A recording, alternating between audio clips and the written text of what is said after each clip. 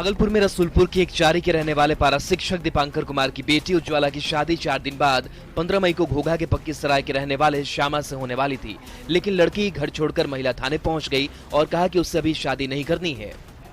अभी शादी नहीं करना चाहते हैं। पापा को बस इतना बहुत दिन से बोल रहा, पापा मेरा शादी नहीं कराइए, प्लीज उनको पढ़ने दीजिए, पढ़ लेंगे तो आप ही को कमा के देंगे ना पैसा। किस क्लास में पढ़? अभी पार्ट 2 में पढ़ रहा है। कहाँ? MM college Bhagalpur. मेरा पिछले साल प्राइवेट BSc नर्सिंग में पापा और एडमिशन कराने वाले थे। इसके बाद थाना प्रभारी ने लड़की के माता पिता को बुलाया। पिता का कहना था कि बेटी अब 22 साल की हो गई है और उससे पूछकर शादी ठीक की गई। कार्ड भी परिजनों में बांट दिया गया है, लेकिन लड़की ने साफ कह दिया कि अगर उसे शादी के लिए ज्यादा फोर्स करेंगे तो वो सुसाइड कर लेगी। आखिरकार पिता ने थाने में बॉन्ड भरा कि बेटी की शादी वो भी नहीं कराएंगे। उसके बाद लड़की घर जाने को राजी हुई।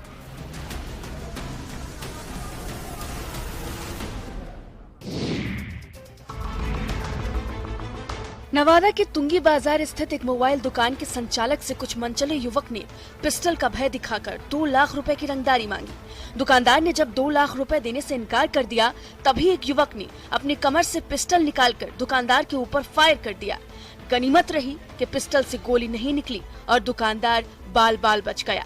तभी वहां आसपास के मौजूद लोगों ने हिम्मत दिखाकर दुकानदार के ऊपर फायर करने वाले युवक को दौड़कर पकड़ लिया और हसुआ थानों को सूचना देकर उक्त युवक को पुलिस के हवाले कर दिया। घर पर चढ़कर कट्टा लेकर रंगधारी से पैसा मांगने आया था 2 लाख रुपया। पुलिस को सौंपने से पहले लोगों ने बदमाश को बंधक बनाया, उसका पिस्टल छीन लिया। पीड़ित ने तुंगी बाजार में ही रहने वाले गया जिले के बुदगेरे निवासी नीतीश कुमार और उसके सहयोगियों पर रंगदारी मांगने का आरोप लगाया है। पुलिस मामले की जांच में जुट गई है।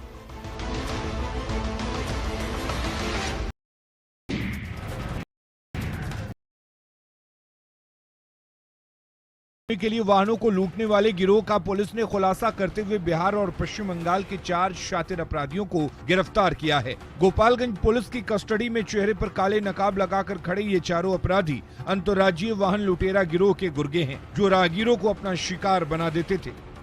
6 अज्ञात अपराधियों के द्वारा बोलेरो पिकअप को हथियार के दम पर लूट लिया गया था। SIT ने घटना में त्वरित और सफल उद्भेदन करते हुए घटना में शामिल जो 4 अपराधी हैं उनको गिरफ्तार किया है। नगर थाना क्षेत्र के साधु चौक मोहल्ले से रवि कुमार को गिरफ्तार किया गया। रवि से पूछताछ करने के बाद उसकी निशानदेही पर पुलिस ने 3 अन्य अपराधियों को सीवान के सुल्तानपुर, सहदुलेपुर और पश्चिम बंगाल के मालदा जिला के मोहम्मद सैयद इस्लाम उर्फ सैफ को गिरफ्तार किया। अपराधियों के पास से लूटी गई Bolero, pickup, Pulsar bike, 6 mobile, दूध का ड्रम बरामद किया गया है।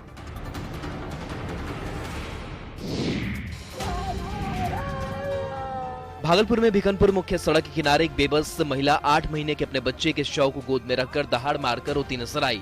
महिला को एक और बच्चा है जिसकी उम्र 8 साल है। महिला ने बताया कि उसकी शादी नाथनगर के रहने वाले सुनील मंडल के साथ 10 साल पहले हुई थी और अपने पति के साथ ही शाकचक में राजू बाबू के मकान में रहती थी। उसके पति को मकान मालिक ने कमाने के लिए लुधियाना भेज दिया और वो अपने दोनों बच्चों के साथ किराए के मकान में रहती थी, लेकिन वहां से मकान मालिक ने उसे भगा दिया, जिसके बाद महिला दूसरे घरों में काम कर अपना और अपने बच्चों का पेट पालती, लेकिन घर लौटने पर देखा कि बच्चा बेसुध पड़ा है। 5,000 किराया फिर भी हमरा बर्तन हमरा सब रखले हमरा आदमी भगैला जे ओ शिकायत पर आए हो। बच्चा क्या हो गया? बच्चा हमरा अपना सुतलो ले सुतरा बाबू खत्म हो गलो। महिला का कहना था कि उसने महिला थाने में सास ससुर के खिलाफ केस दर्ज कराया है, लेकिन कोई कार्रवाई नहीं हुई है। उसने सास ससुर पर घर में नहीं रखने का आरोप लगाया।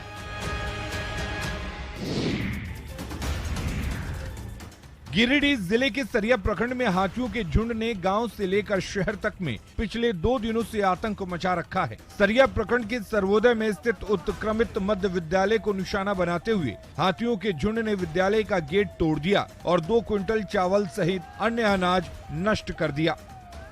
25 से 30 हाथियों का झुंड जो उत्क्रमित प्राथमिक विद्यालय सर्वोदय आश्रम में खूब उत्पात मचा है। विद्यालय के सभी दरवाजों को काफी नुकसान पहुंचाया है। 2 खिड़कियों को उखाड़ कर फेंक दिया है। इतना ही नहीं, विद्यालय परिसर की 4 दीवारी और खिड़की को भी तोड़ दिया। हाथियों का उत्पात लगभग 2 घंटे तक चलता रहा। ग्रामीणों ने इसकी सूचना वन विभाग को दी तो वन विभाग के अधिकारी विद्यालय के पास पहुंचे और पटाखा फोड़कर और गाड़ी का सायरन बजाकर भारी मशक्कत के बाद हाथियों के झुंड को खदेड़ा। हाथियों के झुंड के डेरा जमाने से इलाके के लोग दहशत में हैं।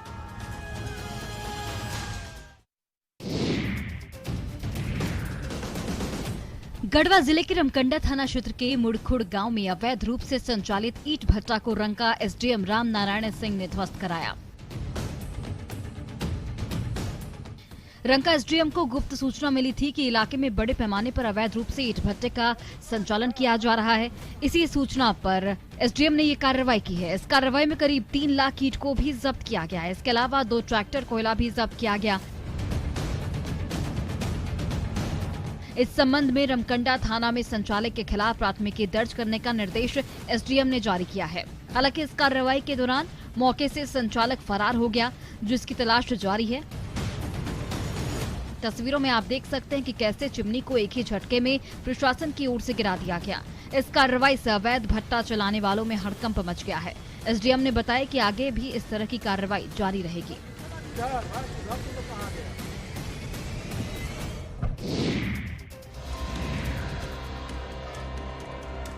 गोपालगंज में शादी का कार्ड बांटकर लौट रहे बाइक सवार 2 युवकों को ट्रक ने कुचल दिया। हादसे में दोनों युवकों की इलाज के दौरान मौत हो गई। घटना कुचायकोट थाना क्षेत्र के भटवा मोड़ के पास NH 27 की है। मृतक दोनों युवक रिश्ते में जीजा और साला लगते हैं। इनकी पहचान माझा थाना क्षेत्र के देवापुर निवासी अनिल यादव और बरौली थाना क्षेत्र के आलमपुर गांव निवासी अजय यादव के रूप में की गई है।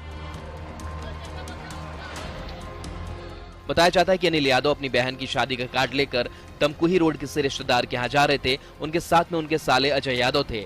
दोनों जीजा और साले जैसे ही कुचायकोट थाना क्षेत्र के भटवा मोड़ के समीप पहुंचे, तेज रफ्तार ट्रक ने टक्कर मार दी कि दोनों इलाज के बाद मौत हो गई। पुलिस ने शव को कब्जे में लेकर पोस्टमार्टम कराया और परिजनों को सौंप दिया और दुर्घटनाग्रस्त ट्रक और बाइक को जब्त कर लिया है। इस हादसे के बाद परिजनों में कोहराम मचा है।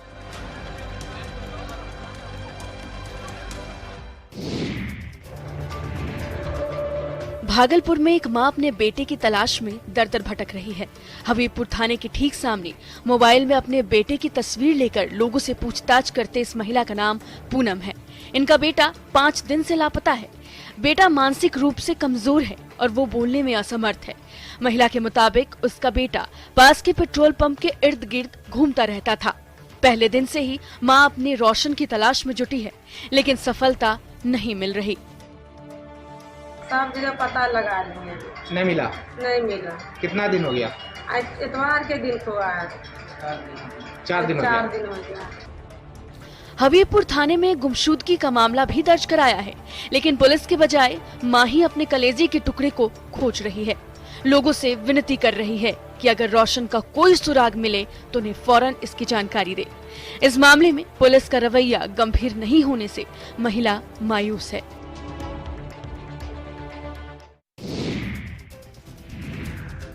पूर्वी सिंहभूम जिला के बंगाल और ओडिशा के सीमावर्ती गांवों में इन दिनों मक्खियों का आतंक है। मक्खियों का आतंक इस कदर है कि लोग दिन रात अपने चेहरे को मच्छरदानी से ढक कर रखते हैं। जैसे ही चेहरे से मच्छरदानी हटा कि मक्खियां आंख, कान और नाक और मुंह में घुस जाती हैं। आंख में चले जाने पर जलन होती है। आंख के सामने पूरा बें बें करते हैं। हम लोग सब्जी काटते हैं तो सब्जी भी काटने भी नहीं सक रहे, और खाना चखने के समय भी खाली वही मक्खी सब बें बें करते हैं सर। बता दें कि पूर्वी सिंहभूम का घाटशिला अनुमंडल बंगाल और ओडिशा से सटा है। पहाड़ी और जंगल इलाका होने के कारण अधिकतर गांव जंगल के पास बसा है। लगभग 1000 गांव मक्खियों के आतंक से परेशान हैं। घाटशिला अनुमंडल के प्रभारी चिकित्सक डॉक्टर शंकर टुडू ने बताया कि मौसम के कारण मक्खियों का आतंक बढ़ा है। बारिश और तूफान आने से ये खुद ही नष्ट हो जाएंगे। डॉक्टर ने लोगों से सतर्क और सावधान रहने की अपील की है। शेखपुरा जिले में लगातार बढ़ती गर्मी और धूप की तपिश के कारण फसल पर बुरा प्रभाव पड़ रहा है। जमीन में दरारें पड़ रही हैं। पटवन का कोई असर नहीं देखा जा रहा है। जमीन पानी को सोख ले रहा है, लेकिन खेत में लगी सब्जियां जल रही है। फूल जल रहा है, और क्या पटेलों पर जलता, भी मोटर भी नहीं चलता है। पानी भी ऐसा नहीं, पानी भी नहीं की नहीं दिक्कत है। फूल पैदानी की जल रहा है, सब्जी तो भिंडी तो नरकटिया जानवर के लिए मूंग सब जल रहा है। मौसम विभाग की ओर से गर्मी और लू से फसल के बचाव के लिए किसानों का ग्रुप बनाकर व्हाट्सएप ऐप के माध्यम से लू और तापमान की जानकारी दी जा रही है। साथ ही फसल को कैसे सुरक्षित रख सकें इसके बारे में भी बताया जा रहा है। मौसम की मार ने किसानों की मेहनत पर पानी फेर दिया है। किसान मायूस हैं क्योंकि फसल के खराब होने से उनकी आर्थिक हालत और बदतर होती जाएगी। किसान सरकार से मदद की अपील कर रहे हैं।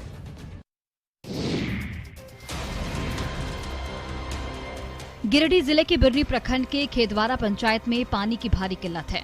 लोग दूर दराज से पानी लाकर प्यास बुझाते हैं। जल संकट का आलम यह है कि लोग गड्ढे का पानी पीने को विवश हैं। आम से लेकर खास तक इस समस्या से जूझ रहा है। एक दिव्यांग अपनी नेत्रहीन पत्नी के लिए चुआ काटकर नदी से रोज पानी लाते हैं और अपनी जरूरतों को पूरा करते हैं।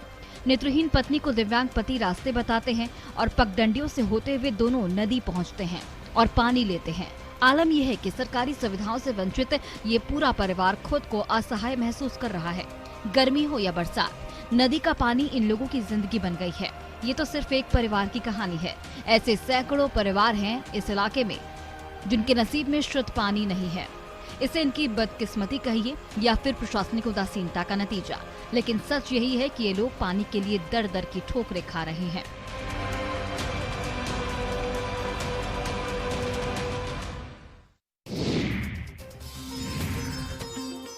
बांका में मंदार पर्वत को समुद्र मंथन के पवित्र स्थल के रूप में जाना जाता है, जहां इसके तराई में लक्ष्मी नारायण मंदिर विराजमान है। वहीं मध्य भाग में नरसिंहा गुफा और सभा धर्मावलंबियों के मरांग गुरु विराजते हैं। सबसे ऊपरी भाग पर जैन धर्मावलंबियों के 12वें तीर्थंकर वासुपूज्य का मंदिर है। साथ ही मंदार के अलग अलग क्षेत्रों में कई गुफाओं के साथ साथ कई पवित्र कुंड भी हैं। इसी में से एक कुंड है सीता कुंड, जिसकी फिलहाल खुदाई करते हुए गाद हटाने का काम किया जा रहा है। ये विश्वास का केंद्र है कि समुद्र मंथन में इसका मथनी के रूप में इस्तेमाल हुआ था। धार्मिक जगह तो ये है ही, इस कारण से लगता है किसी जमाने में जरूर यहाँ मंदिर या उस तरह पौराणिक मंदिर रहा होगा जिसके अवशेष अभी मिल रहे हैं।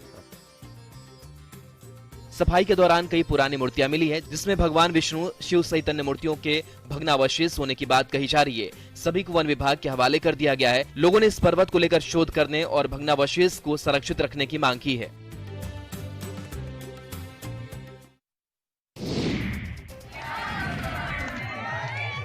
दानापुर के नौबतपुर में बागेश्वर धाम वाले बाबा धीरेन्द्र कृष्ण शास्त्री की कथा सुनने के लिए लोगों की भीड़ उमड़ने लगी है। धीरेन्द्र कृष्ण शास्त्री की हनुमंत कथा की विधिवत शुरुआत होने वाली कलश यात्रा में करीब 7500 महिलाएं शामिल होने पहुंची। बागेश्वर बाबा के लिए उनसे बहुत बड़ा आस्था हम पे, जब से मेरी जिंदगी में है, मैं बहुत खुश हूँ। जय बागेश्वर धाम की जय। बाबा के दरबार का हिस्सा बनने के लिए बिहार के हर कोने से बाबा के भक्त पहुंच रहे हैं। इसमें खासकर महिलाओं का उत्साह देखते ही बन रहा है। महिलाएं खुशी से झूम रही हैं, अपने चरम उत्साह का प्रदर्शन कर रही हैं, बाबा में अपनी प्रगाढ़ आस्था जता रही हैं। कहती हैं कि बाबा के शरण में आने से उनके सब दुख मानो दूर हो चुके हैं। बाबा के परिसर में अद्भुत नजारा देखने को मिल रहा है।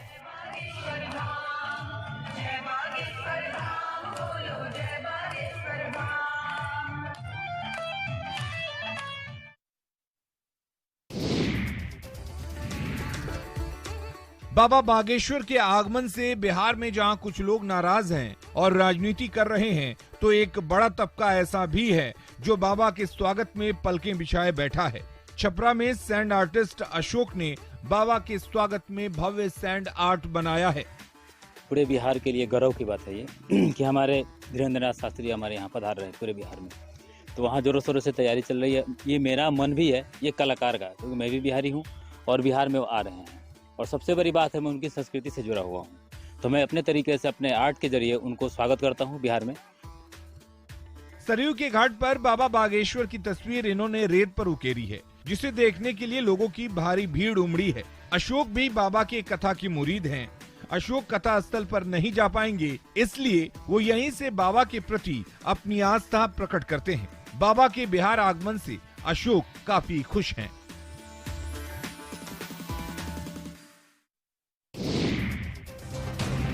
सिमडेगा जिले के 3 स्कूलों को उत्कृष्ट विद्यालय का दर्जा मिला है।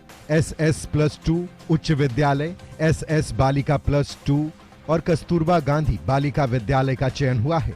अब इन स्कूलों में एडमिशन के लिए जागरूकता रथ चलाया जा रहा है ताकि अधिक से अधिक इन स्कूलों में बच्चे दाखिला ले सकें।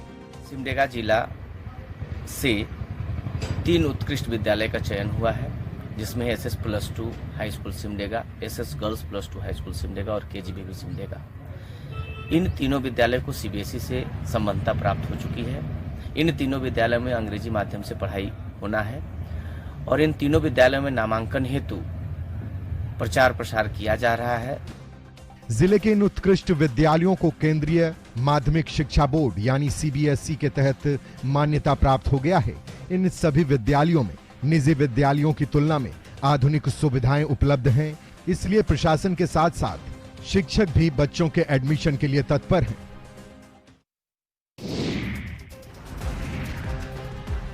गया के नक्सल क्षेत्र के बच्चे आर्मी जैसी ड्रेस पहनकर स्कूल आते हैं। सुनने में अटपटा लगेगा, लेकिन ये सच है। गया के नक्सल प्रभावित इमामगंज इलाके के लोक कल्याण इंटरनेशनल स्कूल में छात्र छात्राओं को आर्मी जैसी पोशाक में देखा जा सकता है। कई निजी विद्यालयों में तरह तरह की ड्रेस पहने जाते हैं, लेकिन इस विद्यालय में बच्चे आर्मी जैसी यूनिफॉर्म पहनते हैं।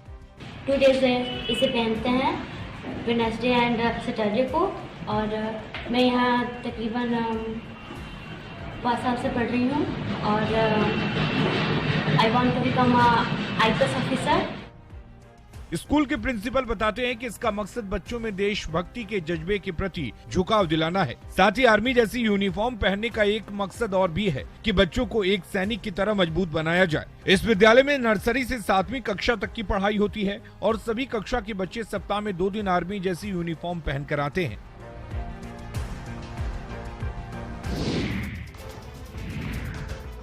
तिलकामांझी भागलपुर विश्वविद्यालय के कुलपति प्रोफेसर डॉक्टर जवाहर लाल अपने चैम्बर में किसी को भी मोबाइल के साथ नहीं आने देते हैं, चाहे वो यूनिवर्सिटी के अधिकारी हो या कर्मचारी या फिर नगर का प्रथम नागरिक मेयर हो। किसी को भी उनके चैम्बर में मोबाइल लेकर नहीं जाने दिया जाता है। इसके लिए उनके चैम्बर के बाहर बाकायदा नोटिस चिपका दिया गया है। सभी के मोबाइल पर इसलिए रोक है कि यहाँ मोबाइल जो है न टेपिंग होता है चैम्बर में आकर के, ठीक है कि नहीं। और इसलिए ऑलरेडी रजिस्ट्रार के मोबाइल पर एक आदमी ने टेप करके और फिर उन्हीं के मोबाइल तभी से जो है रिस्ट्रिक्शन लगा दिया। वहीं इस फैसले को लेकर विरोध की भी तैयारी की जा रही है। अखिल भारतीय विद्यार्थी परिषद ने आंदोलन की चेतावनी दी है। मेयर ने भी इस फैसले पर ऐतराज जताया है। वहीं पार्षदों का कहना है कि इसकी शिकायत राज्यपाल से की जाएगी। इन विरोध के स्वर के बीच कुलपति फैसला वापस नहीं लेने पर अड़े हुए हैं।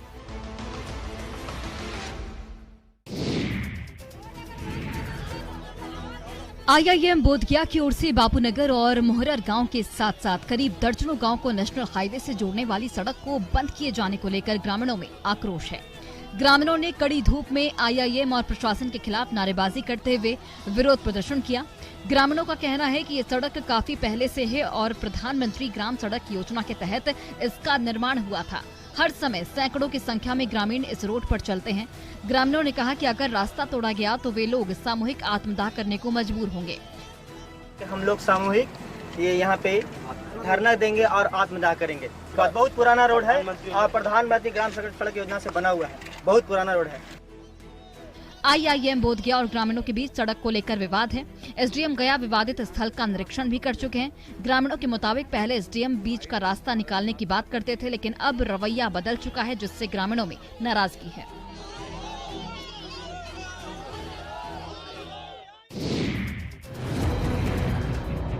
जमुई नगर परिषद क्षेत्र में हर घर नल का जल वर्षों बीत जाने के बाद भी अधूरा है।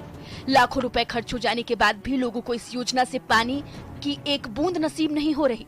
अभी गर्मी का मौसम है और हैंडपंप सूख जाने से नल का जल योजना का अधूरा टावर लोगों को चिढ़ा रहा है। सभी को देखिए, नल जल योजना में जो टैक्स लगता है वो सबको लग रहा है, लेकिन इसका मतलब उपयोग किसी को नहीं मिला है। अभी पूरे गांव आप घूम के देख लीजिए, कहीं भी मतलब जब से ये हुआ है आज तक देख लीजिए पाइप का कनेक्शन ही नहीं किया हुआ है, तो पानी कैसे जाएगा। जमुई शहर के उझंडी मोहल्ले में नल जल का एक टावर 5 साल से अधूरा खड़ा है। लाखों रुपए की निकासी तो हो गई, लेकिन लापरवाही के कारण योजना अधूरी है। और लोगों को पानी नहीं मिल रहा है। इस लापरवाही को लेकर लोगों में आक्रोश देखा जा रहा है। लोगों ने कहा कि अगर जल्द ही इस समस्या का निदान नहीं हुआ तो लोग आंदोलन करेंगे।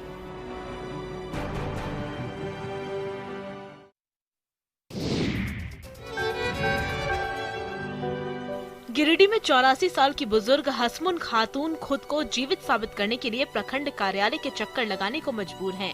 तीसरी प्रखंड में सिंघो पंचायत की ककनी गांव की निवासी हैं हसमुन खातून, लेकिन उन्हें सरकारी कागजों में मृत घोषित कर दिया गया। इस वजह से उनका वृद्धा पेंशन रद्द कर दिया गया है। काहे बंद हो गए पेंशन? मर गए के बोल दल के? अब वहाँ का आदमी किया यहाँ से गेला से चेक पे ना तो झूठो कह दल के मर गए तो नाम काट साल भर से कटल पेंशन हाँ, ने बेटा यहीं से 2 आदमी गेल हले। तो ब्लॉकवा कई बार एलो? हम 2 बार आ गए। अभी तक पेंशन चालू ना होलो? कुछ नहीं चालू होलो। अब कागजात लेकर हसमुन खातून ब्लॉक ऑफिस का चक्कर लगा रही हैं। हसमुन खातून की गुहार है कि उन्हें जिंदा घोषित किया जाए, साथ ही पेंशन योजना का भी लाभ दिया जाए। वहीं बीडीओ ने मामले में कार्रवाई का भरोसा दिया है।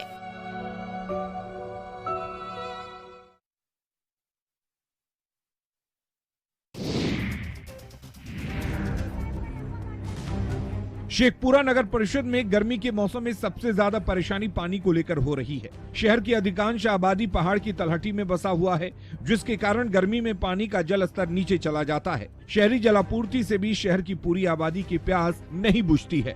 नगर परिषद क्षेत्र के महादेव नगर में जल संकट काफी गहरा गया है। पेयजल की व्यवस्था कराए जाने को लेकर लोग सड़क पर उतर गए हैं। वाटर सप्लाई जो है समय पर दिया नहीं जाता है, वहाँ दलित मोहल्ले में पानी पहुँचता तक नहीं है। मुख्यमंत्री नल जल योजना का काम हुआ, सभी घर में आधार कार्ड ले लिया गया, लेकिन एक वही घर में कहीं कनेक्शन चालू नहीं है।